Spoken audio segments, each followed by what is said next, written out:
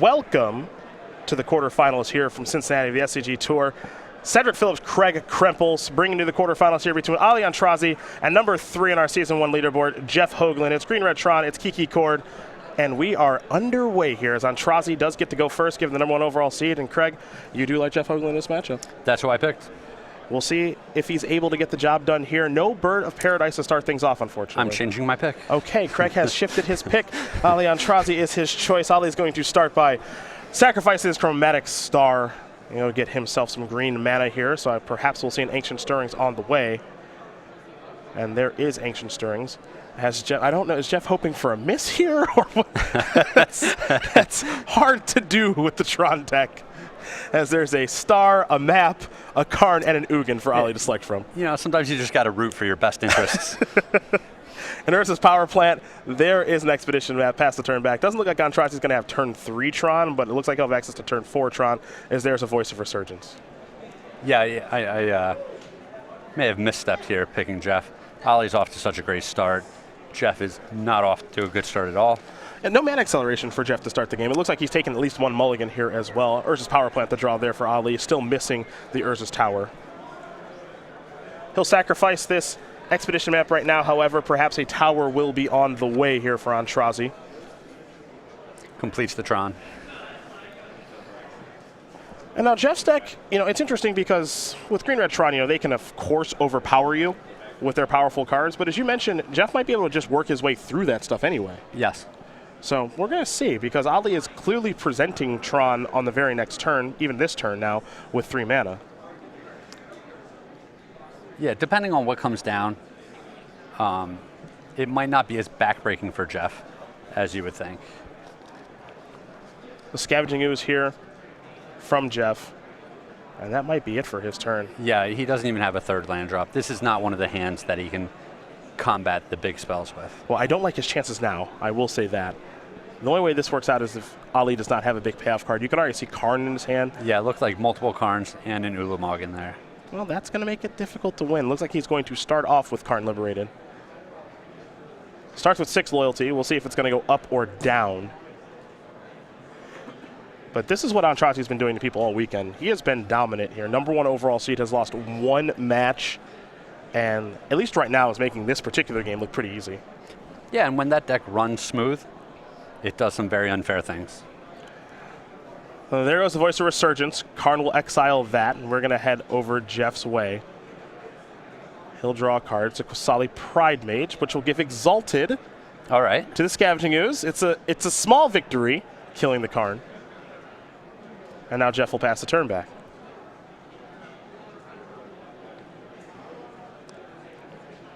Oblivion Stone the draw here for Aintrazi. And this is looking like it's going to be close to the flawless victory here. Yes, your favorite thing is there's Nulamog. Yeah, Jeff will make it a flawless victory because he is conceding right away. Ali Aintrazi is going to win game number 1 here over Jeff Hoogland. Green Red Tron very quickly up a game over Kiki Cord. This is what it's like to play against Tron sometimes. The deck is just able to flex its muscles in such a big way. Yeah.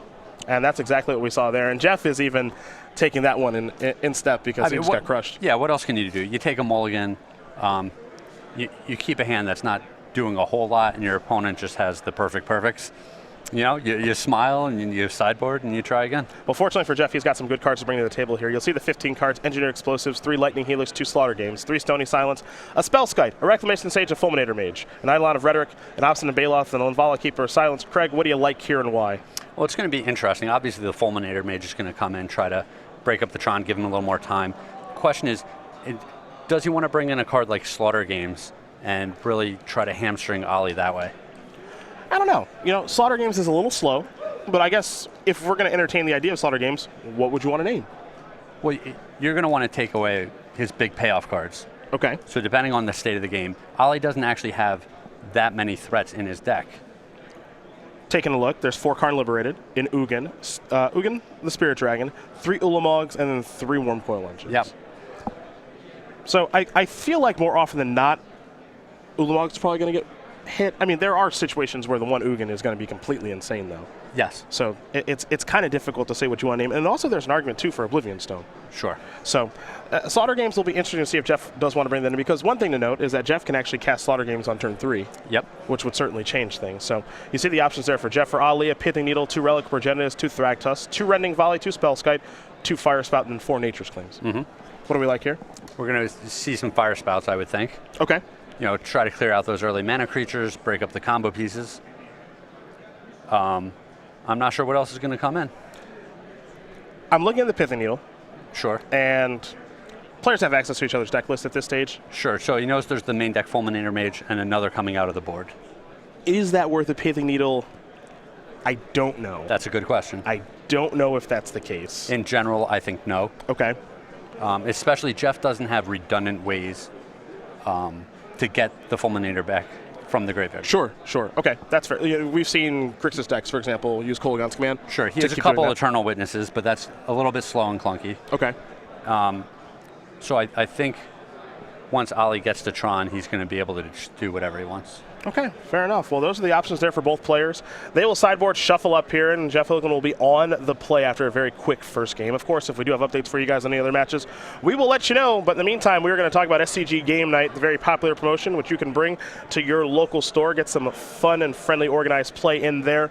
Every week in January, you can get yourself Grizzly Brand, and we have been told, not boxers. Oh, he's wearing a tablecloth. He's wearing a tablecloth, not boxers. Fashionable tablecloth. Indeed. That is what Grizzly Brand is wearing. As we take a look at February, it's Magus of the Moo. And then for March, this is your specialty here.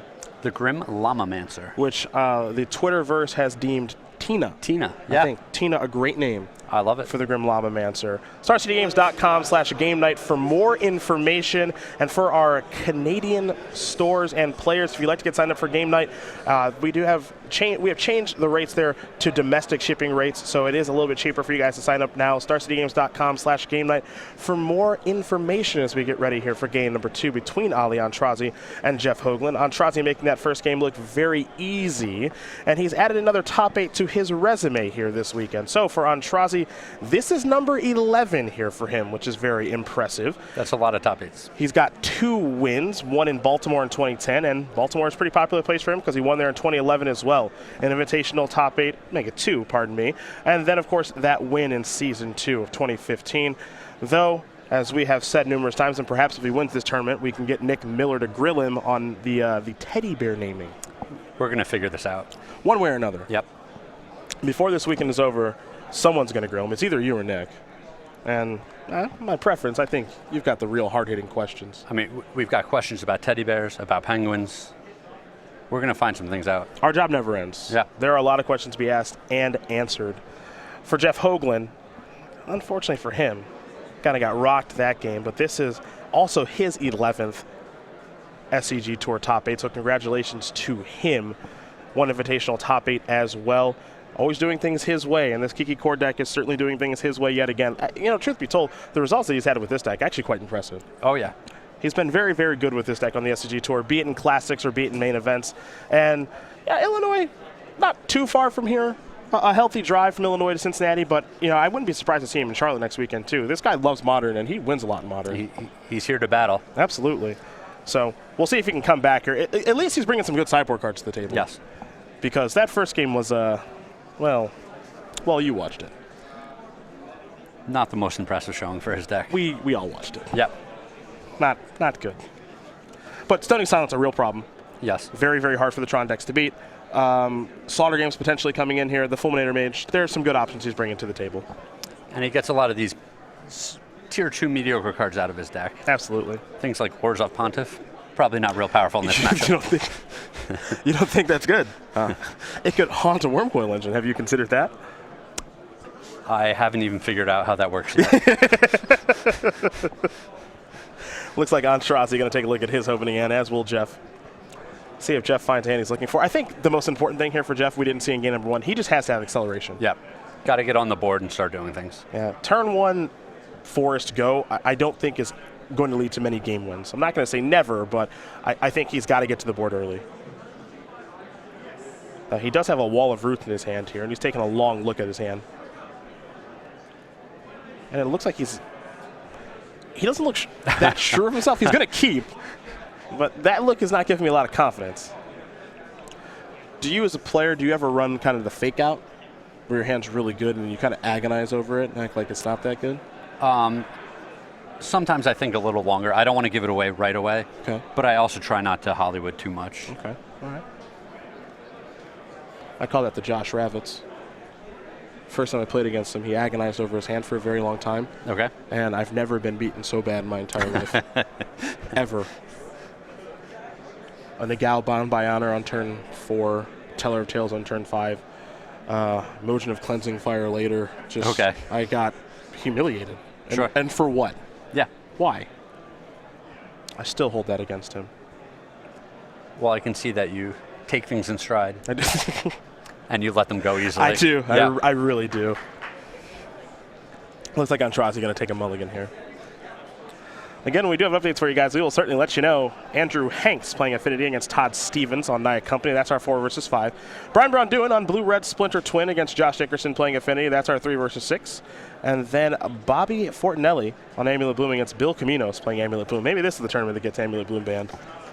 Bill Caminos certainly trying. He said, I am trying to get my deck banned on Twitter. Well, watching some games.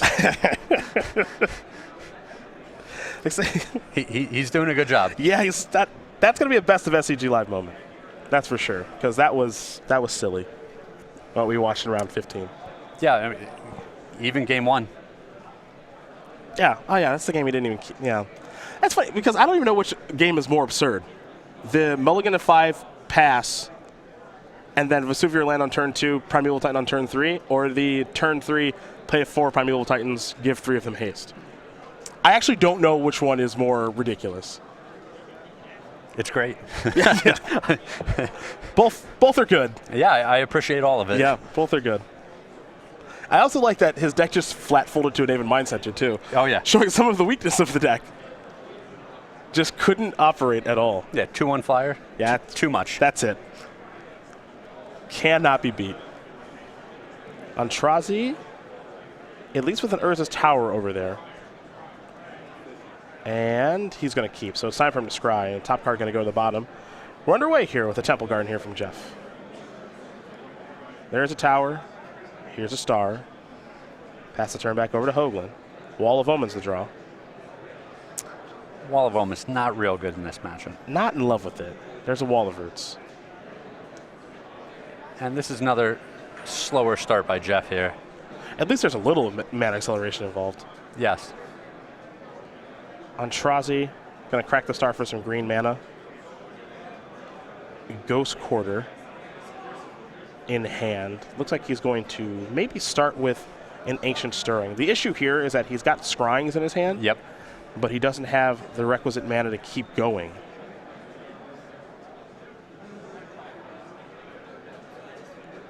For Aintrazi. Chromatic Star in those cards, also an Expedition map. You see he's brought in Nature's Claim because Stony Silence is a real pain in the neck. Yep.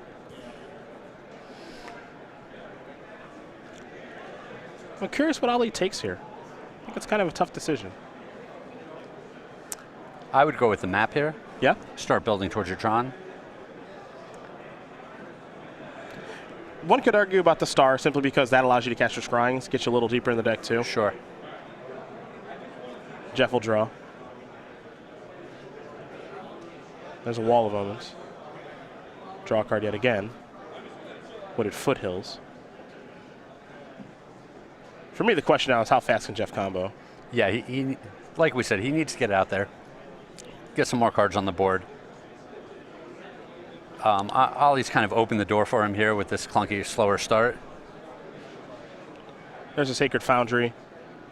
Add a green from the Wall of Roots. A Voice of Resurgence is the play. Aintrazi's picked up a copy of Urza's Tower. Doesn't need that piece right now.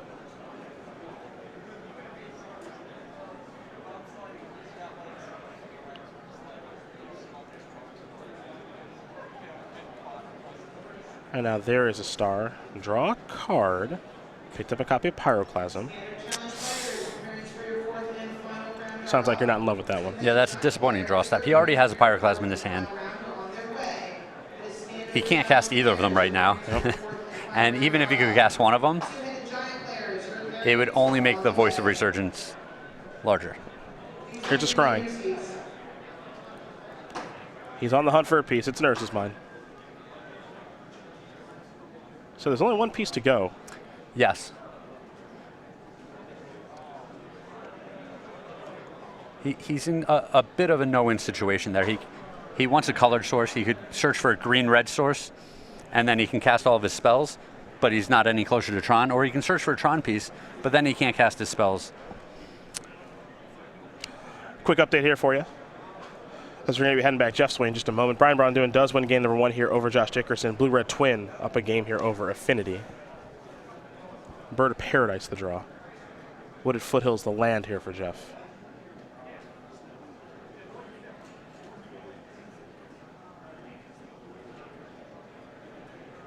The big plan here for Jeff is get to the infinite combo as fast as you can. There's really nothing Ali can do about it. There's a bird. Now Jeff will sacrifice a Wooded Foothills. See what land he wants to search up here. It looked like Jeff had a Court of Calling in his hand. He does. And a Witness. So the question is, can he search for a piece? Just being curing. Continue. Witness back the court and then search for the other piece. Sure. Well, he's up to something right now with the cord. There is Court of Calling. Oh, he's going to get the Fulminator Mage. I like this too. He's got a lot of pressure on the board. Yeah, this makes a lot of sense. Yeah, as long as the red source doesn't show up for the Pyroclasm, he's going to be in pretty good shape. Urza's Mine was the draw. Jeff with enough mana next turn to 1, 2, 3, 4, 5. Yeah, enough mana next turn to witness back Fulminator Mage if he wants. And go that route and still continue to put some pressure on.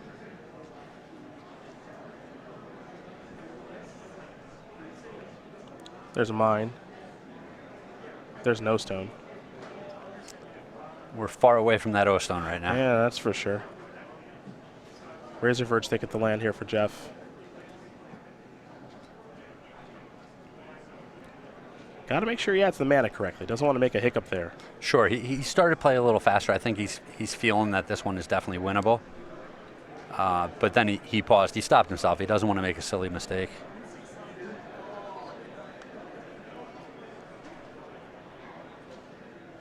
Yeah, I would say the easy kind of cruise control play is witness back, Fulminator Mage, your land.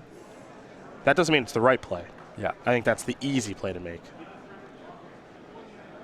Because I think that he might be thinking about what can I do with Court of Calling this turn, and that might be the better of the plays.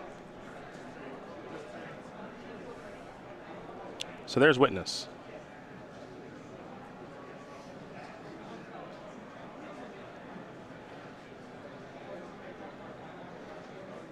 A lot of creatures out there. I think he has the ability here to get back Court of Calling, Court for Restoration Angel, Restoration Angel, Blink Witness, get back Fulminator Mage.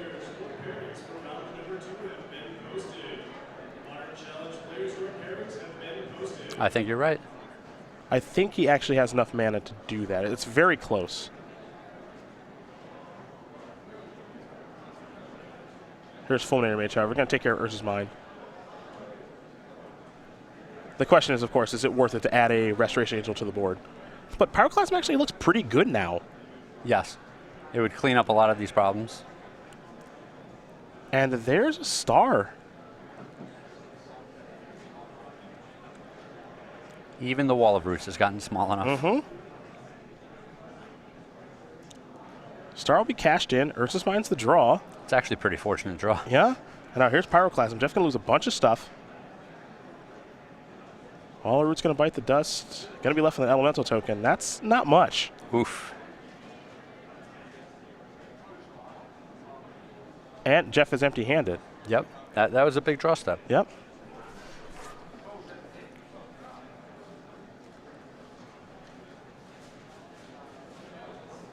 That land's not going to help a ton. It is a Raging Ravine at least. He's going to activate the Raging Ravine, attack here for 3 with the Elemental token. Aintrazi going to fall down to 11. Hoogland the draw.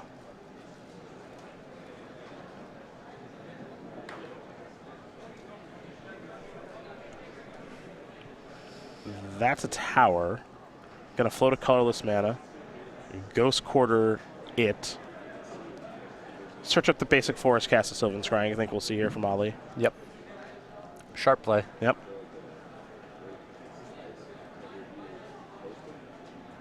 And so now Power Plant is what he's going to search up. And now the Tron will be complete.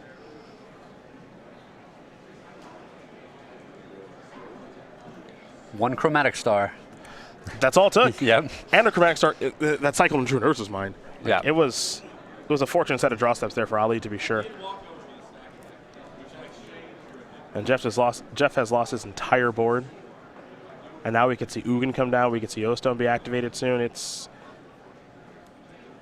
gonna take a heck of a draw step here. Well, Wall of Omens, that's a redraw. Windswept Heath, not the best. We do have our first match result here, by the way. Bobby Fortinley does win his match over Bill Caminos, 2-0. We knew one Amulet Bloom was moving on, just had to figure out who the player was going to be, and it is Bobby. Raging Ravine. Coming in for 8. Yep. Well, okay, so this actually has gotten interesting. Yes. Because Hoogland actually isn't lights out now. Because Hoogland won't be able to take care of the Raging Ravine. So even though things look like they've gotten pretty ugly here for Jeff because Ali is finally going to complete Tron, I think for Ali it might involve Wormcoil Engine now.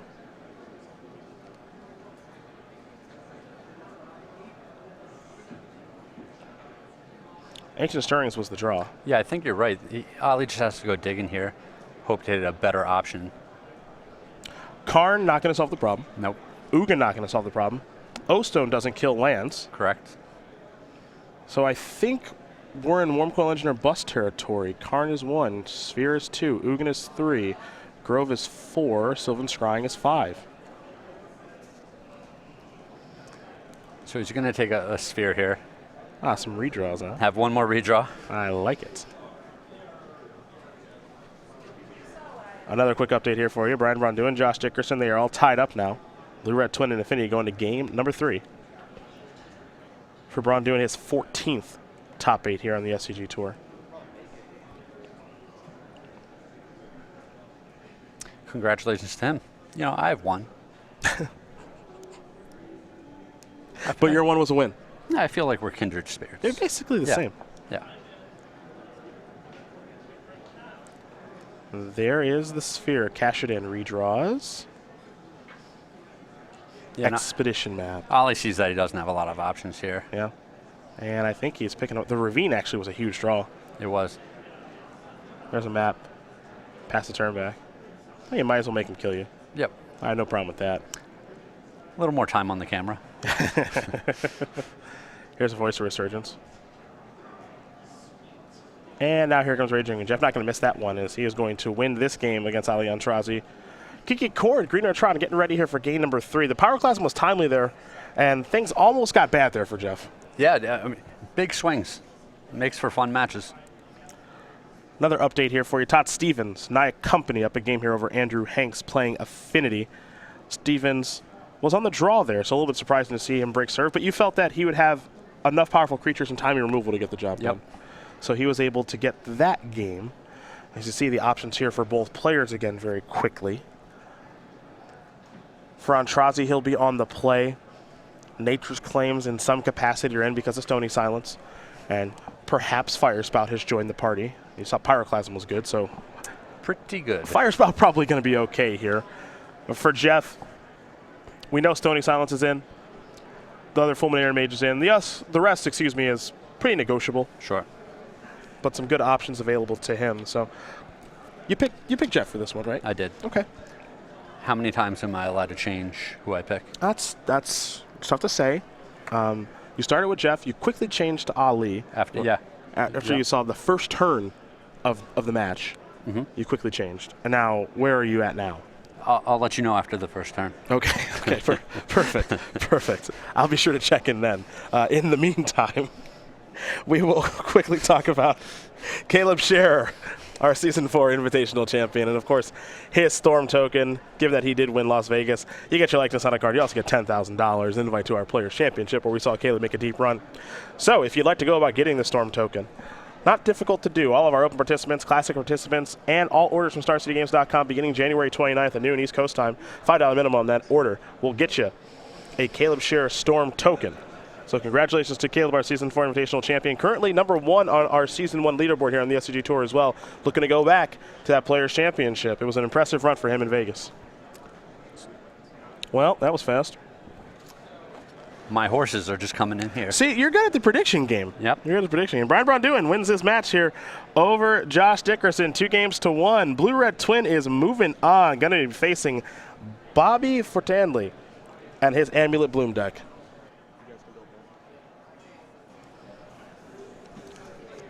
So it's going to be Bloom versus Twin. Hello. Those are the two decks I'm deciding between. There we go. For Charlotte next week. So whatever wins that one, that's what I have to play. Sure. Right? Just unless you change your mind. Correct. Just like you. Yep. Just like you. Todd Stevens, Nyack Company, that's our #5 overall seed against Andrew Hanks playing Affinity. That's our 5 versus 4. If we have time to jump that way, we certainly will. But we get ready here for game #3 between Jeff Hoogland, #3 on our season. Just smiling at the camera. Jeff, #3 on our Season 1 leaderboard here on the SCG Tour. Aintrazi, our Season 2 Invitational Champion last year. You gotta have some fun with the camera. Oh, yeah. I used to love it. Yeah? Yep. Play it up a little bit? Sure. Some fun photos of you cropping up on Twitter recently. I did not hide my emotions.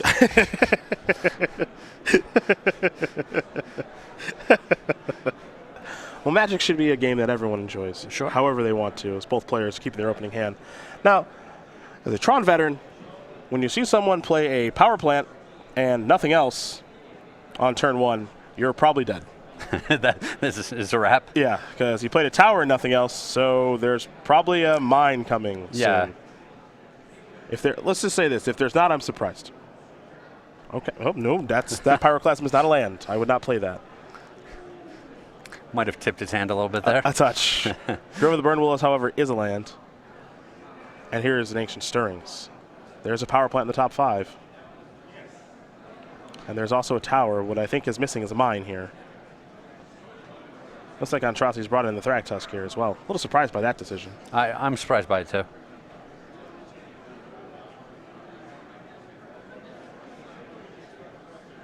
Aintrazi going to grab himself a Tower of Power. The rest will go to the bottom.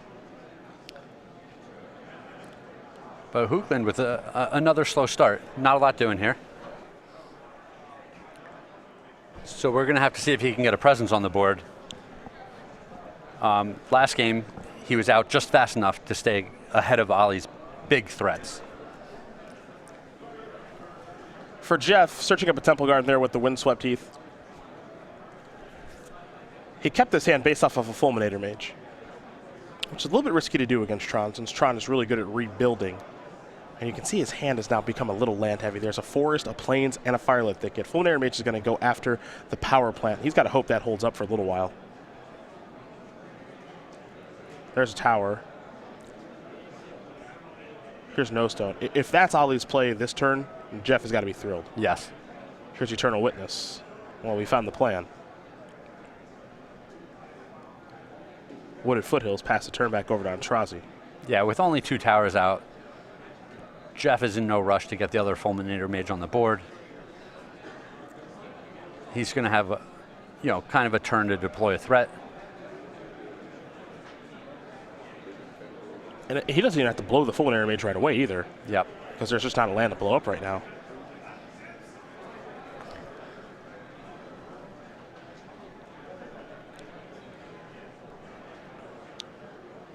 For Aintrazi, his draw for the turn was an Expedition map, so he's going to deploy that.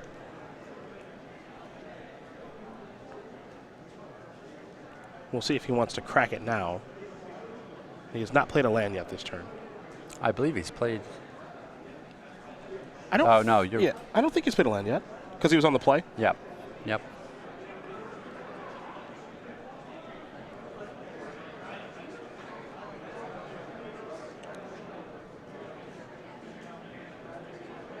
There's a forest. I'm going to pass the turn back. Jeff will sacrifice the wooded foothills. Get himself an overgrown tomb. And Ollie feeling like he doesn't have to assemble the Tron right away this game. Jeff doesn't have any pressure.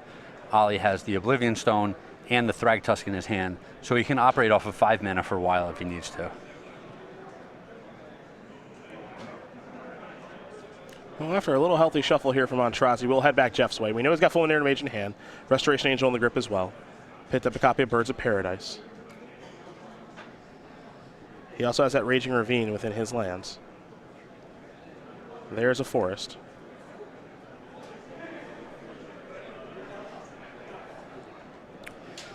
Aggressive. And starting the clock. All right. Vroom. Well, again, there's a situation, right, where playing Fulminator Mage doesn't really do anything. Yep. Because it doesn't blow up anything. So I actually think that attacking with Ravine here makes a lot of sense. Sure, it gets some damage in, gets the Ravine a little bit bigger. He's not walking headlong into Pyroclasm. Mm-hmm. There's his power plant. And obviously the Oblivion Stone's already on the board, so he doesn't want to overcommit to the board that way either.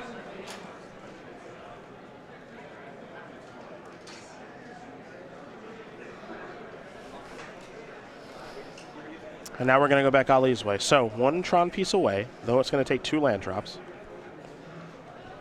We'll draw a card. And there's the power plant. Here's a Thragtusk.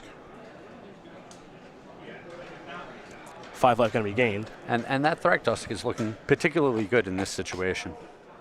Yeah, with how this type of game is played out now. Yeah, it stonewalls all of Jeff's pressure. It gives him more life. You know, Jeff is probably going to take a turn here to Fulminator Mage one of the Urza pieces again, which means he's not putting a whole lot more pressure onto the board.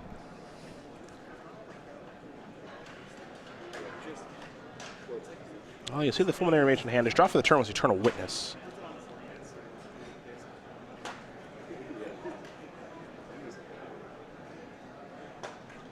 We just got to figure out which route to go, because I wouldn't be surprised if Thragtusk started turning sideways. Yeah, he might take a turn off, get a counter on it with the Oblivion Stone.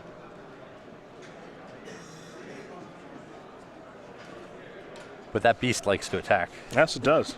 Just like everything else in this deck. And there goes the power plant. It looked like Ollie was offering him a different land there. Well, what a guy. Yeah. Hey, did you consider this one? No? Okay. Well, you like to present people with options. I think that's important. Sure. No pressure, man. Just think about this. Eternal Witness is going to get back Fulminator Mage. Urza's Mind the draw here for Aintrazi.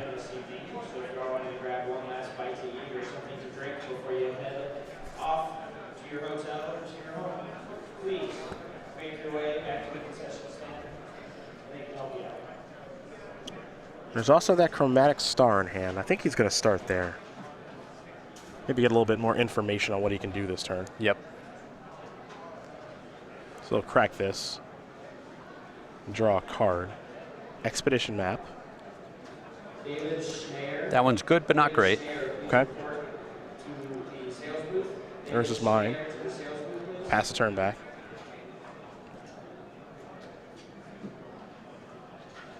Jeff now forced to go after Mine with Expedition Map. Or excuse me, with Fulminator Mage. Well, we have our last update for you, as Todd Stevens going to win his match here over Andrew Hanks, 2-1. So for Stevens, with Naya Company, he's going to move on to play the winner of this match between Ali Aintrazi and Jeff Hoogland. I appreciate that these guys are cooperating with my picks. You're a 3-0 so far, aren't you? Well done. And you have Jeff in this one. Yeah. Well, I forgot to check in after turn 1. So who do you have? Might as well check in now while the game is formulating. I'll go with Jeff. Okay. All right. Stick with your original pick. Sure. Now here's Resto Besto.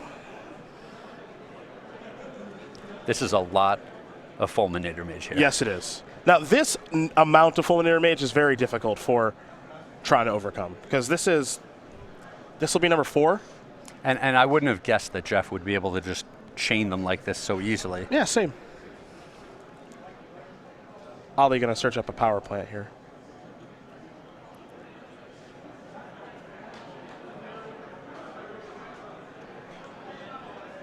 He continues to be one turn and one Tron piece away from doing something completely unfair. And in the meantime, Jeff is messing with his lands and building up a board. Oh yeah, the Thragtusk does look good. It's really helping him out, but Jeff is spread out enough. He has a flyer on the board now.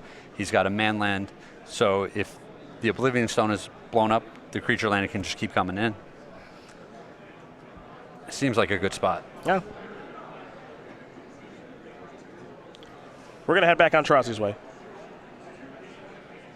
He's taking a draw. Hoogland is expensive. Yep. A little bit away from that one. Yep. Pyroclasm might look a little bit attractive.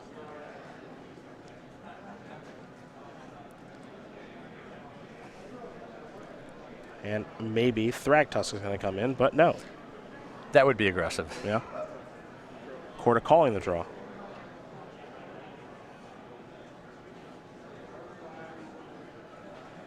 I'm sure Jeff is trying to figure out, is there a way I can set you up to kill you right now?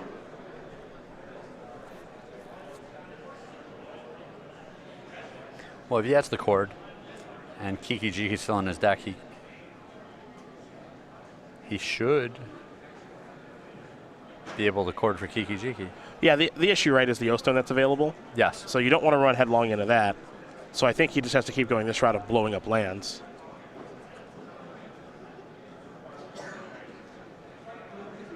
But what Jess can also do here is, so if you just look at his board right now, he just played Fulminary Mage, and so he's probably going to want to blow up a land. And if Ali doesn't make a move with O-Stone and doesn't float any mana, Jeff can say, okay, I will core for Kiki and kill you. Sure. So this looks like an O-Stone activation in response to Fulminator Mage.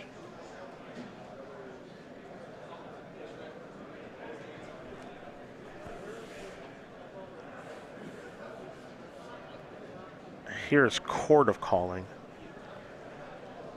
Looks like it's going to be for 5. Oh, mama. He's got something on his mind. Reveler coming back again. Okay. Yeah, this is pretty insane.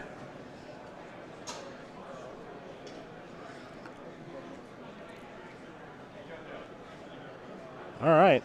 It's not Kiki Jiki. Remember, this is all in response to the Fulminator Mage. Now O-Stone's going to resolve. Reveler will trigger.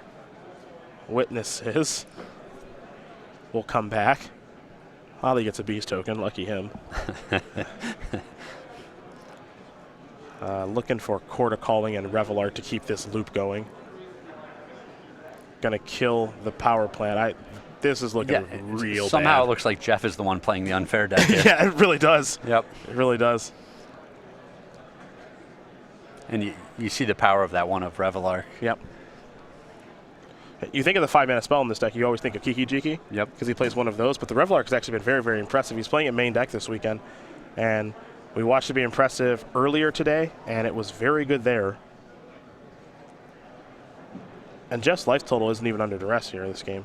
Nope, I'm sure Ollie's very frustrated with this situation. He's searched up so many Urza pieces, and he just hasn't been able to put it together for even one turn.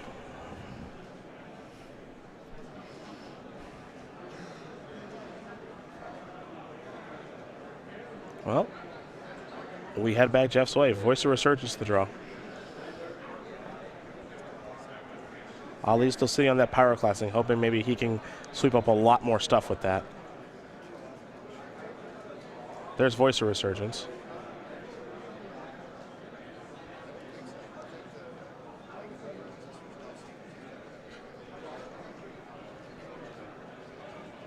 There's Bird of Paradise.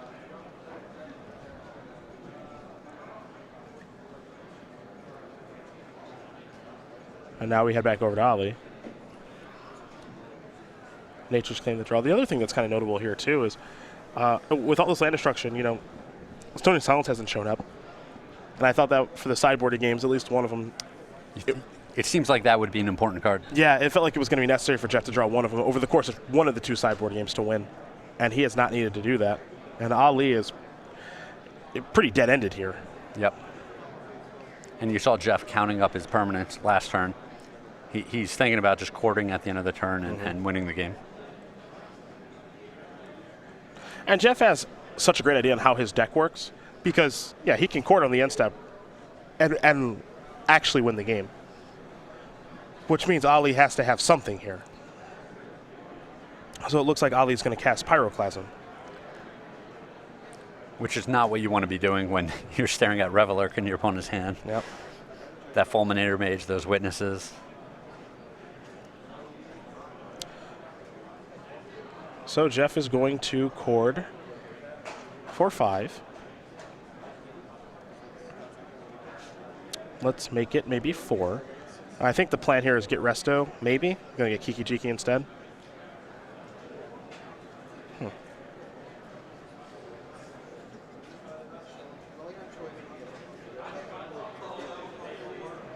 There's so many different routes you can go. It seems it seems like none of them are bad. Yeah, even when the Kiki dies here, it can get convoked back next turn with the Revelard. Ah, right, yeah. It's very true. Looks like he's going to copy Voice of Resurgence. Giving him 2 elemental tokens.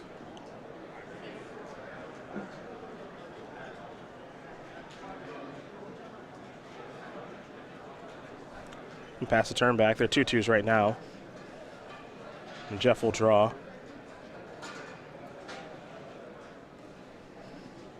Here's 6 mana. I think we might see him evoke Revelurk here. Yep. Yeah. Get back Kiki-Jiki and Eternal Witness. And with Eternal Witness, he's going to get back Revelurk. Now he's going to... This is brutal. Yes. This is absolutely brutal. My goodness. Kiki-Jiki's going to copy Eternal Witness. Was that the Angel that I got back? I believe so. Didn't get a great look at it. He snapped it up pretty quick. Yeah, it was Restoration Angel to be able to threaten Infinite next turn. 10 points coming in. Yep. And now Jeff will just pass the turn back. Aintrazi down to 7. There's a... I think Ali's in no-out territory here. Because even if he were to peel Pyroclasm or something, you know, Jeff can rebuild his board. Yeah, he's going to do the exact same thing next turn. Yeah. There's an Ancient Stirrings. This is actually a pretty impressive display from Jeff's deck because he can get himself in situations, as we've seen a couple of times, where you can kill all his stuff and he can just easily rebuild his board.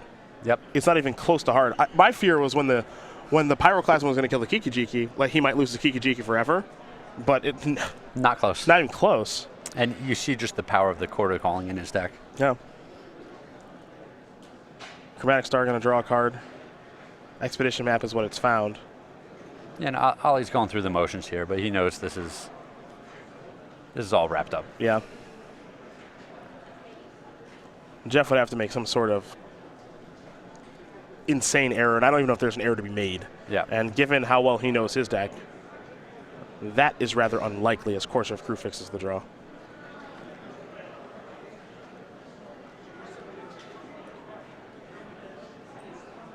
There is Revelurk. He'll evoke this. Get back Fulminator Mage and Eternal Witness to get back Revelurk. Now I think he's just having fun. Yeah. And that is going to do it. Now he can just kill all of his lands, and that is going to do it. Jeff Hoogland's going to win this match here over Aintrazi.